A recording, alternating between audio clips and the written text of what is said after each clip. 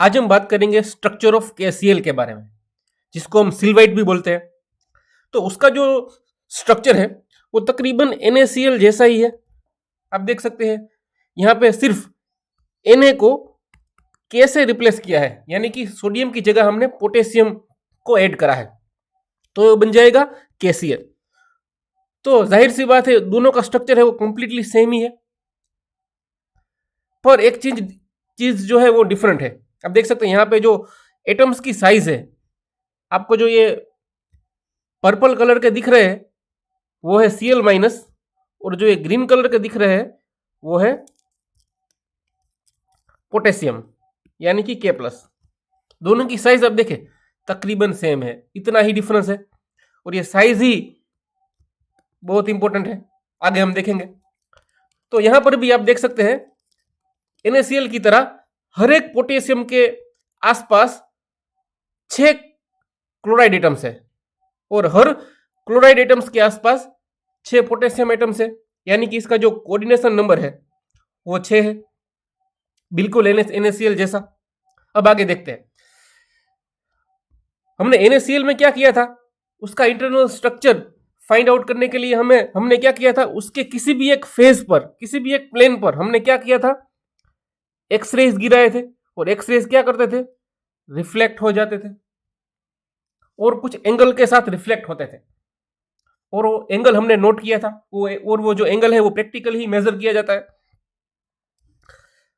हमने कौन कौन से प्लेन लिए थे, तो हमने लिया था 100 प्लेन, 110 और 111, ये तीनों प्लेन लिए थे, और उस प्लेन के ऊपर हमने एक्सरेज गिराए थे, और एक्सरेज क्या करे थे, रिफ्लेक्ट करते थे। क्यों करते थे, क्योंकि ये सब जो है वो आयन्स है, और आयन्स में हमें पता है इलेक्ट्रॉन्स होते हैं, इलेक्ट्रॉन से क्या होगा, रिफ्लेक्शन होगा। तो इसी तरह KCl में भी हमने यही करना है, हमने KCl के क्रिस्टल पर भी एक्सरेज गिरवाना है, प्लेन भी वही है, 100 प्लेन, 110 प्लेन और 111 प्लेन, ये तीनों जो प्लेन है उसके ऊपर हमने एक्सरेज गिरवाना है, और हमने देखना है कि वो कितने एंगल से, कितने कोण से वो रिफ्लेक्ट होते हैं। तो जब हमने ऐसा किया तो हमें पता चला कि ये जो 100 प्लेन है वो 5.38 डिग्री से रिफ्लेक्ट होता है, और ये जो 110 है वो 7.61 डिग्री से रिफ्लेक्ट होता है, और ये जो 111 है वो होता है 9.38 डिग्री से। ये आपको याद रखना है, दूसरा कोई ऑप्शन नहीं है, आपको हर वैल्यूज याद रखनी है,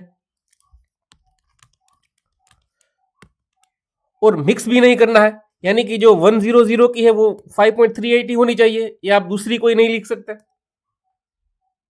सो ये रिस्पेक्टिवली है, यानी कि 100 की ये है, 110 की ये है, और ये 111 है इसकी ये है 9.38 डिग्री।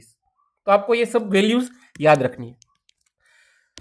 अब हमें ब्रेग्स लॉ पता है, ब्रेग्स लॉ क्या है, n lambda is equal to 2d sin theta. इसमें हम d को आगे ले आए तो क्या हो जाएगा, d is equal to n lambda upon sine theta.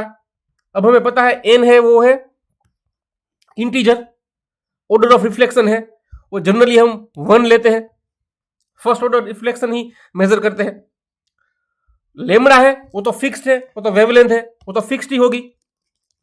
तो आप इस इक्वेशन में देखें तो n और लेमड़ा तो कांस्टेंट ही हो गए, लेमड़ा जो है वो है फिक्स है, वो कांस्टेंट है, और n है उसकी वैल्यू 1 है।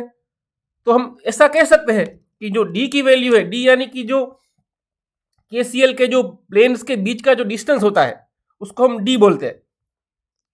हमने NaCl वाले क्वेश्चन में भी डिस्कस किया था ये। तो वो जो d की वैल्यू है वो सीधा सीधा 1/sin थीटा के ऊपर ही डिपेंडेंट है, और जो वैल्यू हमें मिल चुकी है प्रैक्टिकली, अगर ये वैल्यूज हम यहां पे इंसर्ट करेंगे, यहां पे पुट ऑन करेंगे, तो हमें d की वैल्यू मिल जाएगी, और d की वैल्यू से हमें इंटरनल स्ट्रक्चर पता चल जाएगा। तो हम देखते हैं, वैल्यूज पुट करते हैं, तो हम 100, 110 और 111 प्लेन की थीटा की जो वैल्यू है वो इंसर्ट करते हैं तो ये कैसा हो गया 1/sin 5.38, 1/sin 7.61 और 1/sin 9.38, तीनों की वैल्यू हमने पुट ऑन कर दी है। इसका हम सिंप्लीफाई करेंगे तो हमें पता चलेगा 1/0.0938 मिलेगा। आपको सिंपल कैलकुलेटर लेना है और साइन 5.38 करना है तो आपको इतनी वैल्यू मिल जाएगी 0.0938। उसी तरह साइन 7.61 की वैल्यू भी फाइंड आउट करेंगे और साइन 9.38 की वैल्यू भी फाइंड आउट करेंगे तो हमें ये वैल्यू मिलेगी। और हमें क्या करना है, उसका रेसिप्रोकल करना है, उसका उल्टा देना है, व्यस्त लेना है, तो हमें फाइनल हमें ये वैल्यूज मिलेगी। ये हमारी फाइनल वैल्यूज है।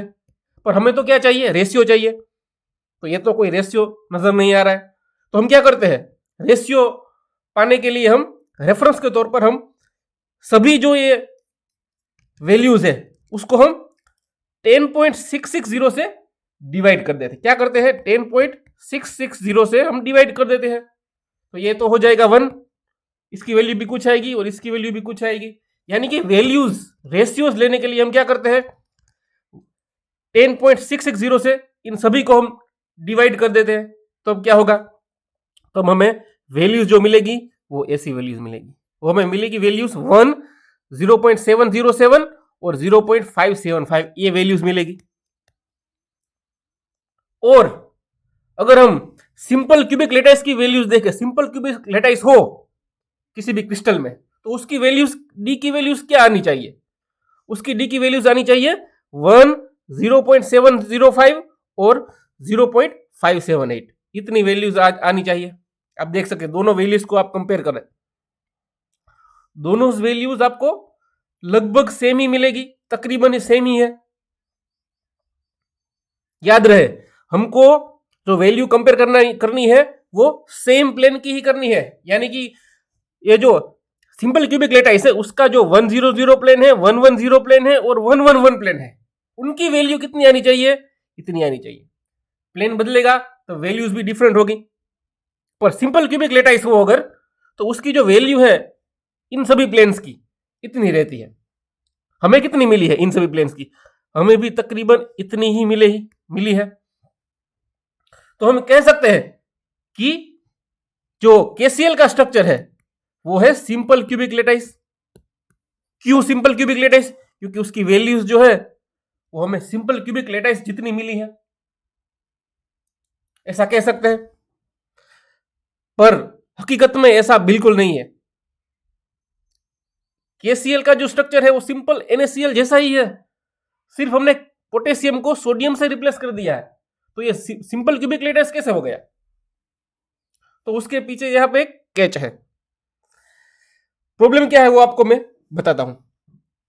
देखें, आपको केसीएल का स्ट्रक्चर का वीडियोस आपको इंटरनेट पे बहुत कम मिलेगा, और ये जैसा एक्सप्लेनेशन मैं अभी दे रहा हूं वो तो आपको कहीं भी नहीं मिलेगा। तो देखते हैं, जो पोटेशियम है उसका जो इलेक्ट्रॉन्स है वो है 18। पोटेशियम की इलेक्ट्रॉनिक कॉन्फ़िगरेशन हमें पता है, आर्गोन 4s1 है। यानी कि आर्गोन के कितना हो गए 18, 4s1 के +1 यानी कि टोटल 19 हो गए।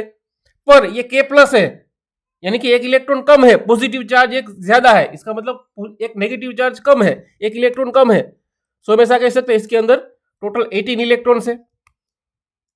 सिमिलरली Cl में देखें, तो Cl में भी आप देखें उसमें भी 18 इलेक्ट्रॉन ही है। Cl जो क्लोरीन है उसका एटॉमिक नंबर 17 है, जिसका मतलब उसके अंदर 17 इलेक्ट्रॉन और 17 प्रोटॉन्स होंगे। पर ये Cl- है, एक इलेक्ट्रॉन ज्यादा है। सो टोटल हो गए 18 इलेक्ट्रॉन्स। सो ये हो गए टोटल 18 इलेक्ट्रॉन।